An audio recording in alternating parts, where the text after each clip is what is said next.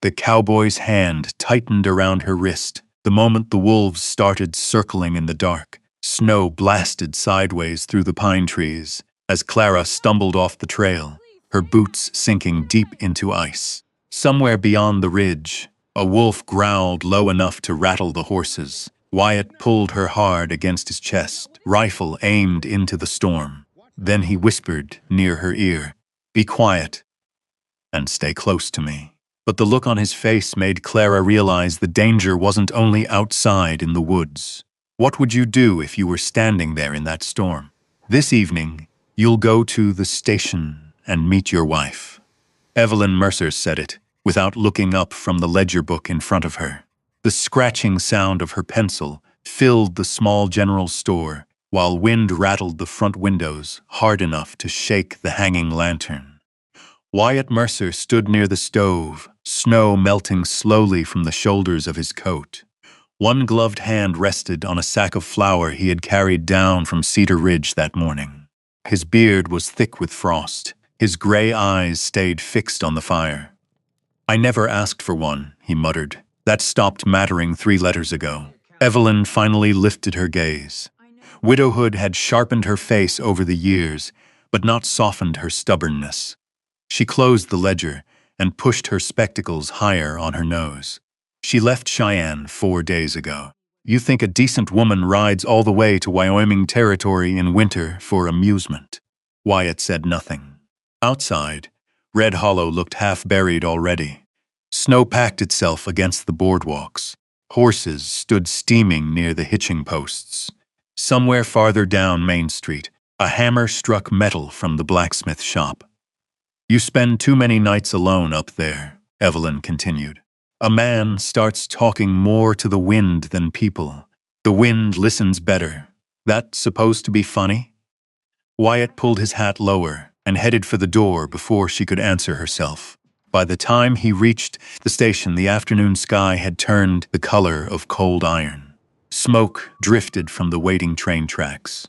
A few townsfolk lingered under the awning, stomping boots against frozen boards. They stared when they saw Wyatt Mercer, the mountain hermit, the widower's brother. The man who only came down from Cedar Ridge when supplies ran low or winter threatened to bury him alive. Wyatt ignored them all. Then the train whistle sounded. Steam rolled across the platform as the engine groaned to a stop. Doors opened. Passengers stepped down into the bitter Wyoming wind one after another. A ranch hand with a broken suitcase. An old preacher clutching his Bible beneath his coat. A nervous couple carrying a sleeping child. Wyatt almost convinced himself Evelyn had made some mistake. Then he saw her. She stepped down carefully, one gloved hand holding the rail beside the train door. Her coat was dark brown wool, worn pale at the sleeves from travel. Snowflakes clung to the loose strands of black hair near her cheek, but it was her eyes that stopped him. Green, sharp and steady, not frightened, not uncertain. The station grew quieter. Clara Bennett adjusted the strap of a weathered leather satchel and looked directly at him like she had known exactly which man was Wyatt Mercer before he even moved. A murmur passed through the crowd. Wyatt heard pieces of it. "She's colored. That's the Mercer fellow? Lord above." Clara seemed to hear it too. She simply kept walking. When she stopped in front of him, neither spoke for a moment. Steam drifted between them from the engine behind her. "You're Wyatt Mercer," she said finally. Her voice carried calmness, but not softness. Wyatt nodded once. "You came alone?" "Yes." Another silence stretched. Then Clara gave the smallest glance toward the mountains beyond town. "So that's where I'm headed. Not nervous, not hopeful either, just tired." Wyatt reached for her satchel out of habit more than courtesy. Clara held on to it a second longer before letting go. "It's heavier than it looks," she said. "I noticed." He led her toward the wagon, without another word. Behind them, whispers followed like loose paper in the wind. The road up Cedar Ridge grew worse after sunset. Snow had started again by the time they left Red Hollow behind. Pine trees crowded both sides of the narrow trail. Ice glazed the wagon ruts silver beneath moonlight. Clara sat wrapped tightly in her coat beside him, one hand gripping the edge of the seat whenever the wagon lurched over frozen ground. Wyatt kept his attention on the horses. "You always this quiet?" Clara asked, after nearly an hour. "Yes, that's your way of warning me." He glanced sideways. "You can still turn back when we reach town again." "I didn't ride 800 miles to quit in the dark." Something about the answer stayed with him. The wind rose harder as they climbed higher. Snow swept sideways across the trail. Then suddenly the left wagon wheel slid too close to the edge. The horses jerked. Clara lost balance instantly. Wyatt caught her before she pitched sideways into the darkness below. One rough arm locked around her waist. Her shoulder struck hard against his chest. The wagon rocked dangerously before settling again. For one breath, neither moved. He could feel how cold her hands were even through the gloves. Clara looked up first, close enough now for him to see the exhaustion beneath her sharp eyes. "You can let go," she said quietly. Wyatt released her at once and tightened the reins. Neither mentioned it again. By the time they reached the cabin, night had swallowed Cedar Ridge whole. The house stood alone beneath towering pines. Smoke drifted from the chimney into the storm-dark sky. Snow covered the roof thick as wool. Wyatt pushed open the door.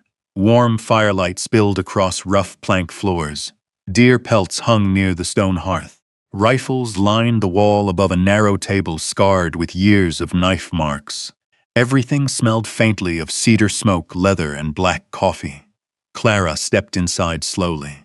Her boots creaked softly against the floorboards.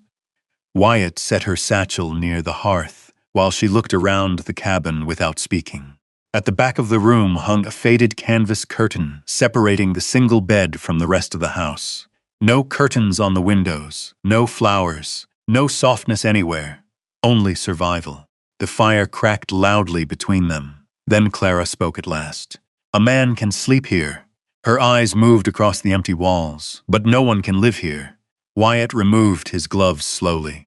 Usually words like that would have angered him. Tonight they only stayed with him. Clara moved closer to the fire, rubbing warmth back into her hands. Firelight softened the weariness in her face, but not the strength. Wyatt found himself watching her longer than he intended. Outside, wind pushed hard against the cabin walls. Inside, for the first time in years, the silence felt different. And long after Clara disappeared behind the curtain to sleep, Wyatt Mercer lay awake beside the dying fire, staring at the ceiling beams above him, listening to the sound of another person breathing beneath his roof. Morning came gray and cold. Wind pushed snow against the cabin windows while pale light crept across the floorboards. Wyatt woke to a smell he did not recognize at first. Butter, coffee, something frying on the stove. He pushed himself upright from the blanket near the hearth and stopped. Clara stood beside the iron stove in a faded blue dress with her sleeves rolled to the elbows. Steam curled around her as she flipped cakes in a cast-iron pan. Her dark hair was pinned loosely now, a few strands falling near her cheek, and his coffee tin sat on the wrong shelf. Wyatt stared at it. For 8 years it had stayed beside the salt sack near the window. Now it rested beside the stove. Clara glanced over her shoulder without surprise. "You keep reaching too far for it," she said. "Makes no sense having coffee clear across the room." Wyatt rubbed one rough hand over his jaw. "It was fine where it was. It still works from this shelf too." The answer came calm and easy, that somehow bothered him more. He stood and crossed the room slowly, boots creaking against the floor. The cabin looked different already. A blanket had been folded neatly over the chair near the fire. His dirty plates from the night before were gone. The window above the table stood cracked open an inch despite the cold, letting fresh air push out the heavy smell of smoke. Wyatt poured coffee into a tin cup. It tasted smoother than usual. He hated noticing that. Clara set a plate in front of him. Fried cakes, eggs, a strip of salt pork crisped at the edges. "You cook every morning like this?" he asked. "If there's flour enough. You don't have to." "No," Clara said quietly. "I suppose I don't." That shut him up faster than he expected. They ate mostly in silence. But it wasn't the same silence as before.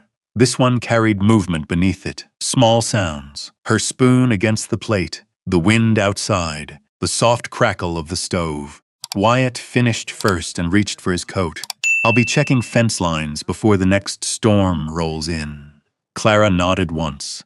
Then, just as he reached the door, she said, "I'll need to go into town tomorrow." He turned halfway back. "For what? Curtains, lamp oil, maybe fabric. This cabin's got windows and light already. It has holes covered with glass and one lantern that smells like burnt grease." Wyatt frowned. It worked fine before. Clara met his eyes steadily across the table. "You keep saying before, like you expect this place to stay exactly the same." Neither looked away. Finally, Wyatt pulled open the door and stepped out into the snow. The cold hit hard enough to sting his lungs. Still, halfway to the stable, he caught himself glancing back toward the cabin window. Clara stood inside, moving around the kitchen. Small motions, straightening things, bringing warmth where there hadn't been any. It unsettled him worse than loneliness ever had. The next afternoon they rode down into Red Hollow together, beneath a low sky, heavy with snow. Clara wore the same brown coat from Cheyenne, with a dark wool scarf wrapped close around her throat. Wyatt drove the wagon in silence while townsfolk stared openly when they rolled past the church and stopped near Miller's General Goods. Conversations slowed as they entered. The old shop smelled of tobacco, kerosene, and wool blankets damp from winter weather. Mrs. Miller greeted Wyatt first. Then her eyes shifted toward Clara. Polite smile, careful distance. "Afternoon," she said. Clara returned the greeting evenly and moved toward the fabric shelves. Wyatt noticed how people watched her without pretending not to. Two ranch hands near the stove lowered their voices. A woman near the counter whispered something behind her glove. Then the front door opened. Harlan Crow stepped inside, shaking snow from his hat. Tall, broad, expensive coat lined with fur, the kind of man who smiled without warmth. "Well now," Harlan said. Mercer finally came down from the mountain. Wyatt's jaw tightened instantly. Harlan's eyes slid toward Clara. "This must be the lady from Kansas." "Cheyenne?" Clara corrected calmly. Harlan smiled wider. "My mistake." Something in the way he said it made the room colder. He leaned one elbow against the counter. "Funny thing about small towns," he said lightly. "Stories travel quicker than trains." Wyatt stepped between them before Clara answered. "We're here for supplies." Harlan looked amused, didn't say otherwise. But as Wyatt walked toward the register, he caught the glance Harlan gave Clara. Not curiosity, recognition. And that troubled him more than he wanted to admit. By the time they left town, snow had started falling hard again. Pine branches bent low beneath the wind as the wagon climbed back toward Cedar Ridge. Darkness settled early beneath the trees. Then, somewhere high along the ridge came the sound. A wolf. Long. Hollow. Close enough to raise the horses' heads. Clara stiffened beside him. Another howl answered deeper in the woods. The horses jerked nervously. "Easy," Wyatt muttered, tightening the reins. Snow swept sideways across the trail now, thick enough to blur the road ahead. Then suddenly Clara slipped while climbing down to clear a fallen branch from the wheel. Her boot lost traction on the ice. She disappeared sideways into the drifting snow. "Clara!" Wyatt jumped down instantly. Another wolf call echoed through the trees. Closer this time. He found her half hidden beside the wagon, struggling to stand against the wind. Without thinking, Wyatt grabbed her arm and pulled her hard against his chest, one hand reaching automatically for the rifle slung behind the seat. "Be quiet," he said low, eyes searching the dark timber. "And stay close to me." Clara's breathing shook once against his coat, but for the first time since arriving on Cedar Ridge, she did not pull away. Wyatt kept the rifle raised toward the dark timber beyond the trail. Snow blew hard across his face, sharp as thrown sand. Somewhere between the trees, another low howl rolled through the mountain. Closer now. The horses stamped nervously beside the wagon. "Move," Wyatt said quietly. His hand stayed firm against Clara's back as he guided her toward the seat. She climbed in without argument this time, fingers tight around the wool blanket beside her. The rest of the ride passed beneath heavy silence. Only when the cabin finally appeared, through the storm, did Wyatt feel his shoulders loosen. Inside, warmth rushed over them the moment the door shut. Clara removed her gloves slowly, flexing stiff fingers near the fire. Snow melted from the edge of her dark hair onto the floorboards. Wyatt hung the rifle beside the door. "You all right?" he asked before he could stop himself. Clara glanced at him in surprise, like she hadn't expected concern from him at all. "I've been colder," she answered softly. He nodded once and crouched beside the stove to add wood. Behind him, he heard her moving quietly through the cabin. Tin cups, folded fabric, the soft scrape of a chair against the floor. Strange how quickly another person's movements could settle into a place. That night, the storm worsened. Wind slammed the cabin walls hard enough to rattle the lantern hanging near the window. Snow buried the porch knee-deep before midnight. Wyatt slept lightly near the fire, one boot still on, like always during bad weather. Then came pounding at the door. Not wind, a fist, fast, desperate. Wyatt reached for the rifle instantly and pulled open the door. A man stumbled inside, half covered in snow. Ben Turner, the shepherd from the North Ridge. His face looked gray beneath the frost. "It's Eli," he gasped. "He's gone." Clara was already awake behind the curtain. "What happened?" she asked. Ben dragged shaking hands through wet hair. "He went looking for one of the sheep before dark. Didn't come back." His voice cracked. "I found tracks near Miller's Lake. Ice gave way out there earlier this week." Wyatt swore under his breath. Outside, the storm screamed across Cedar Ridge. "We'll never see 10 feet ahead," he said. "But the boy's still out there," Clara answered. She was already reaching for the worn leather satchel she kept beside the bed. Wyatt stared at her. "You know what this weather can do?" "Yes, and you're still going." Clara met his eyes while wrapping a scarf around her throat. A child freezing alone doesn't stop freezing because the weather's inconvenient. No drama in the words, just truth. 10 minutes later, they rode into the storm. Snow lashed sideways through the pine trees. Wyatt rode ahead with the lantern, while Clara followed close beside Ben Turner. Ice cracked beneath the horses' hooves near the edge of Miller's Lake. "Tracks!" Ben shouted suddenly. Small boot prints disappeared toward the frozen shoreline. Then Wyatt spotted something dark half buried beside the reeds. The boy. Eli Turner lay curled against the snow-covered bank, one arm partly frozen into the slush where the ice had broken beneath him. Clara dropped to her knees beside him instantly. "He's alive," she said. "Barely." Wyatt lifted the child carefully into his arms. Eli's body felt terrifyingly light beneath the soaked coat. The ride back nearly blinded them all. By the time they reached the Turner cabin, Wyatt's gloves had frozen stiff around the reins. Inside, Clara took command without hesitation. "More firewood, boil water, warm blankets, not too fast." Her voice stayed calm while fear shook the room around her. Wyatt fed logs into the stove until sweat dampened his collar despite the cold. He sat with Eli wrapped against his chest while Clara pressed warm cloths against the boy's hands and feet. Hours crawled by. Wind howled outside. The cabin smelled of wet wool, smoke, and the sharp herbs Clara crushed between her fingers. At one point, Eli stopped shivering completely. Ben Turner broke apart beside the table. But Clara leaned close to the child, one hand steady against his cheek. "Stay with me," she whispered. "Come on now." Wyatt watched her face in the firelight. Focused, tired, gentle in a way he had not expected. Near dawn, Eli finally coughed weakly and turned his head beneath the blankets. The room breathed again. Ben Turner covered his face with both hands.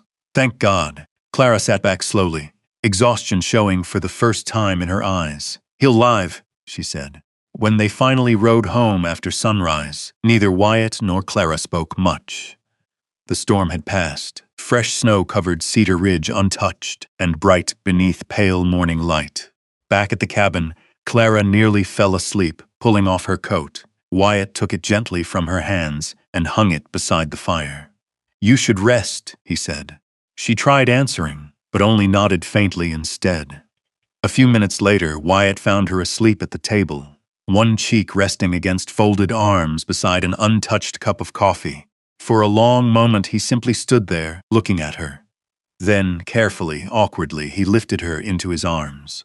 Clara stirred once against his chest, but did not wake. He carried her behind the curtain and laid her carefully across the bed.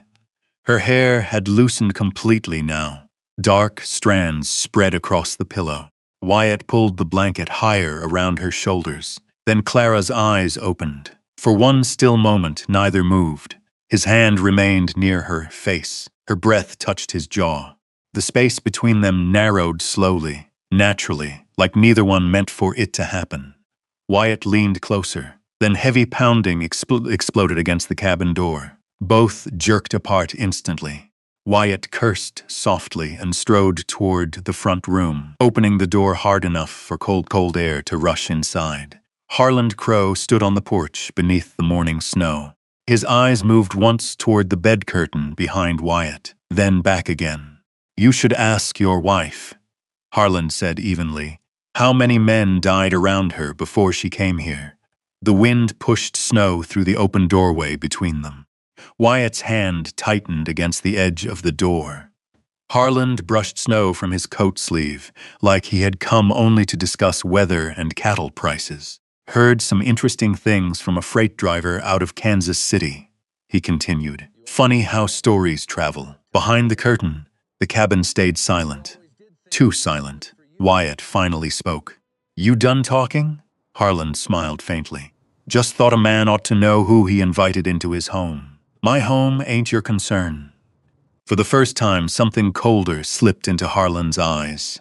"No," he said quietly, "but Red Hollow is." Then he stepped off the porch and disappeared into the falling snow. Wyatt shut the door hard enough to rattle the lantern. For a long moment he stood there, staring at the wood grain beneath his hand. The fire cracked softly behind him. He turned at last. Clara stood beside the table now, one hand resting near the coffee cup she had never finished. Her face had gone pale with exhaustion, but her eyes stayed steady. "You can ask," she said. Wyatt looked at her. He wanted to. The question sat there between them, thick as smoke, but something in her expression stopped him. Not fear, not guilt, weariness, the kind a person carried too long. Instead, Wyatt crossed the room, picked up another log, and fed it into the fire. "I'm not asking anything tonight," he muttered. Clara lowered her eyes slightly. That hurt worse somehow. The next 2 days passed beneath a strange quiet. Snow buried Cedar Ridge deep enough to swallow fence posts. Wyatt spent hours outside clearing paths to the barn, while Clara stayed near the stove, mending blankets and boiling herbs that filled the cabin with sharp, earthy smells. Sometimes he caught her watching him through the window. Sometimes she caught him doing the same. Neither spoke much, but something had shifted. The almost kiss lingered between them now, alongside Harland's words. On the third night, the storm eased enough for moonlight to reach the valley again. Wyatt returned from the stable carrying frozen firewood against his shoulder and stopped when he saw Clara sitting alone beside the hearth. No sewing in her hands tonight, no book, only silence. She looked smaller somehow in the dim light. Without turning toward him, she said quietly, "His name was Walter Grayson." Wyatt set the wood down slowly. Clara kept her eyes on the fire. He owned a ranch outside Abilene. Big place, white fences, peach trees near the creek. Her fingers tightened together in her lap. "I worked there, caring for his wife after she took sick. The cabin stayed still except for the low hiss of burning pine. After she died," Clara continued, "Mr. Grayson started drinking heavier, gambling too. By winter, he'd lost more money than he could repay." Wyatt sat down across from her without interrupting. One morning they found him dead in his office. She swallowed once. Self-inflicted. Outside, wind brushed softly across the roof. "The town needed someone to blame," Clara said, "and I was there." At last she looked up at him. "You know how people stare when they've already decided who you are?" she asked quietly. Wyatt did know. Maybe not in the same way, but enough. Clara's voice grew softer. I lost my room at the boarding house first, then my work. Folk stopped speaking when I walked past. A faint, bitter smile crossed her mouth. One woman told me death followed wherever I stayed. Wyatt stared into the fire. Harlan's words echoed back now, sounding uglier than before. I read your sister's letter 3 weeks later, Clara said. I answered, because Wyoming sounded far enough away that maybe nobody there would know my name. Silence settled again. Not empty this time. Heavy, real. Finally, Wyatt rubbed one rough hand across his beard. You should've told me, Clara nodded once. I know. But you didn't kill anybody. No. Then Harlan Crow can go to hell.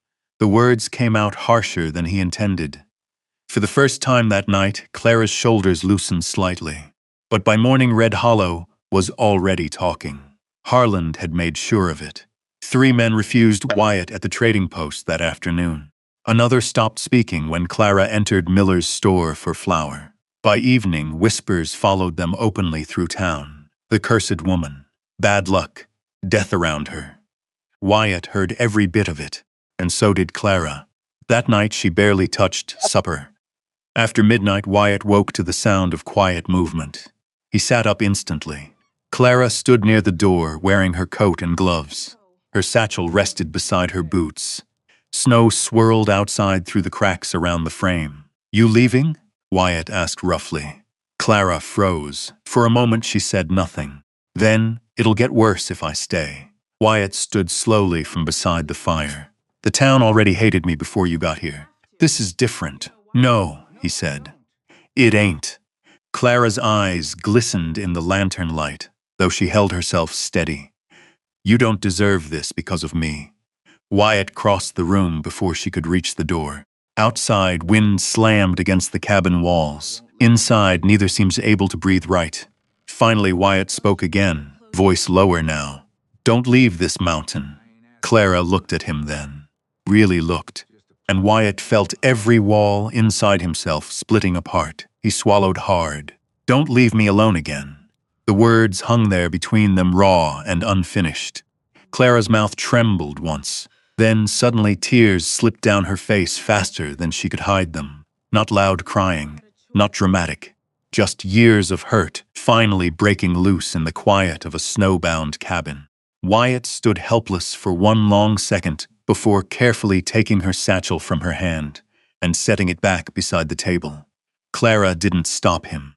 And when she finally leaned against his chest, trembling from more than cold, Wyatt wrapped both arms around her, like he was afraid the storm outside might still steal her away. The fire burned low behind them. For a long time, neither spoke. Wyatt could feel the slow, unsteady rhythm of her breathing against his shirt. One of Clara's hands rested lightly against his coat, uncertain at first, then holding on tighter little by little.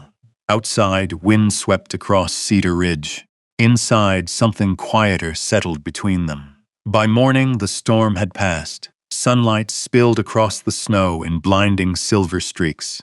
Smoke curled steady from the cabin chimney, while Wyatt stood outside near the corral breaking ice from the water trough with the back of an axe. The world looked different after a hard storm. Cleaner, somehow. Clara opened the cabin door carrying 2 tin cups of coffee. She stepped carefully through the snow toward him, her boots sinking deep with each step. You forgot breakfast, she said. Wyatt took the cup from her gloved hand. I was busy. You've been busy since sunrise. He glanced sideways at her. You keeping track now? Someone has to. The corner of his mouth moved slightly, not quite a smile, but closer than she had ever seen. Clara noticed it. She pretended not to. The days after that settled into a rhythm neither of them spoke about out loud.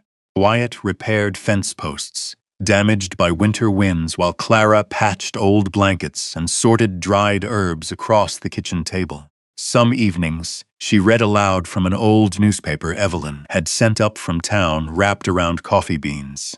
Sometimes Wyatt listened. Sometimes he only sat near the fire sharpening tools while her voice filled the cabin softly. Either way, the silence no longer felt empty. One afternoon, they rode into Red Hollow together with a wagon full of pelts tied beneath canvas sheets. People still stared, but differently now. Ben Turner shook Wyatt's hand outside the feed store and thanked Clara again for saving Eli.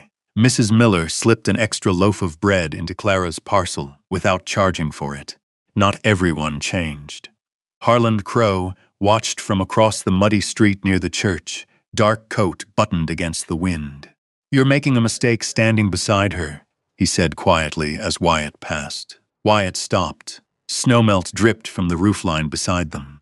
For years, most men in Red Hollow had avoided looking Wyatt Mercer directly in the eye. Harland did not. "She belongs here as much as I do," Wyatt answered. Harland gave a short, humorless laugh. "That mountain's not worth much now." Wyatt stepped closer, then stopped trying to buy it. For a second, the street went still around them. Then Wyatt turned away first and climbed back into the wagon beside Clara. Neither spoke until Red Hollow disappeared behind them. Only then did Clara glance toward him.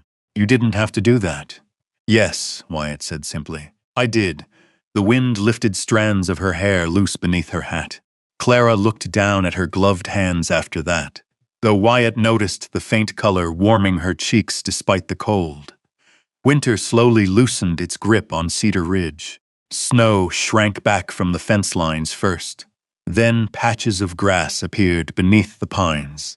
The creek behind the cabin broke apart with loud cracking sounds each afternoon beneath the warmer sun.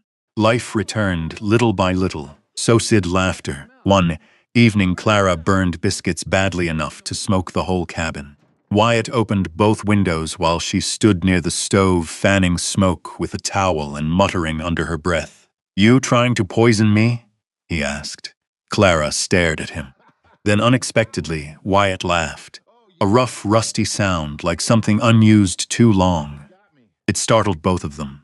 Clara leaned against the table, laughing too, before she could stop herself. Later that night, they sat close together beneath one wool blanket near the fire while rain tapped softly against the roof instead of snow. Clara rested her head against Wyatt's shoulder. Neither seemed in a hurry to move. "You still think nobody can live here?" Wyatt asked quietly. Clara smiled against his coat. "No," she whispered. "I think somebody just forgot how."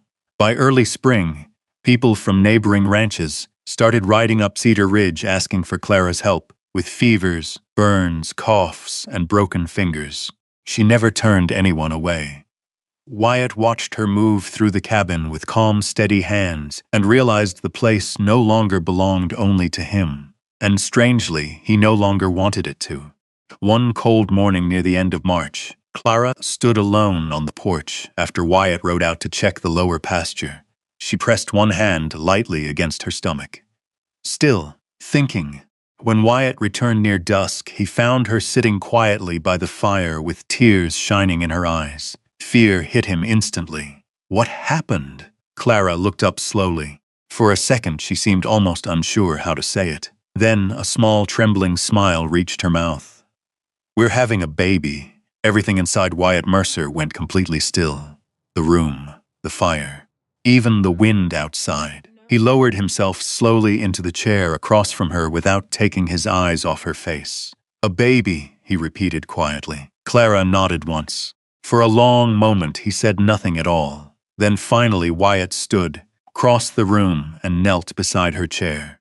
His rough hand covered hers carefully, almost afraid too much pressure might break something fragile. He pressed his forehead lightly against her knuckles, and Clara understood then. This silent mountain man, who once feared loving anyone, now feared losing them more than death itself. Months later, spring spread green across Cedar Ridge. Grass rolled soft. Through the valley below the cabin, horses grazed near the creek, while sunlight warmed the porch steps where winter snow had once buried everything in white silence. Wyatt stood beside the fence, holding his infant son against his chest beneath a small wool blanket. The baby slept peacefully. Behind him, the cabin door opened.